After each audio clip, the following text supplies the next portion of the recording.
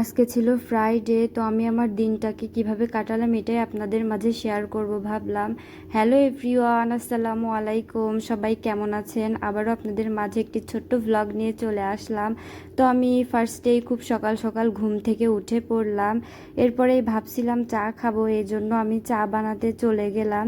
তো চা না খেলে কেন জানি আমার পুরো দিনটাই ভালো যায় না। তো ফার্স্টেই আমি চা বানিয়ে নিলাম, চাটাকে সুন্দর করে ছেঁকে নিলাম। এরপরে রেডি হয়ে গেল আমার চা আর বিস্কিট।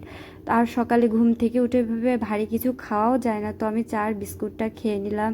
এরই মাঝে আমি মিররসে দেখছিলাম আমার চুলগুলোকে।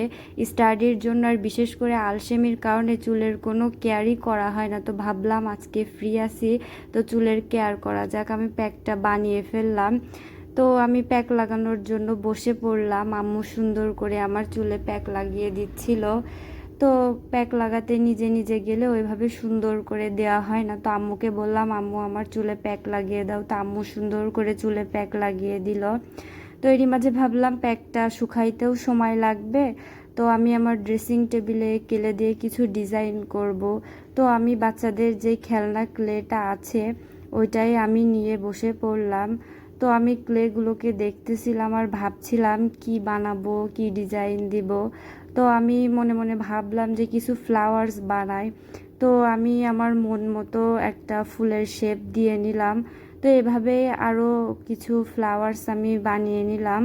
তো এই যে আমার ফুলগুলো রেডি হয়ে গেছে। তারপরে আমি একটা আঠার সাহায্যে ফুলগুলোর পেছনে সুন্দর করে আঠাগুলো লাগিয়ে দিলাম। তো এরই মাঝে আমি আমার ড্রেসিং টেবিলে ফুলগুলো সুন্দর করে লাগিয়ে নিচ্ছিলাম। এই যে এটাই হলো আমার ড্রেসিং টেবিলের ফাইনাল লুক।